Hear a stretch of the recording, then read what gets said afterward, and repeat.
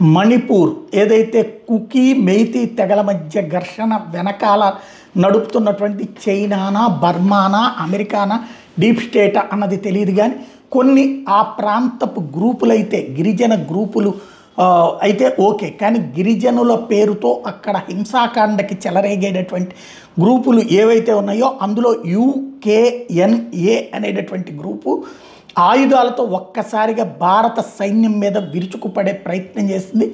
దాంతో ఆగ్రహించినటువంటి సైన్యానికి అస్సాం రైఫిల్స్ తోడయ్యారు.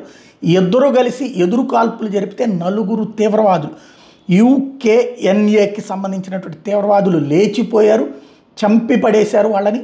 ఆ తర్వాత కూంబింగ్ కొనసాగుతూ ఉంది.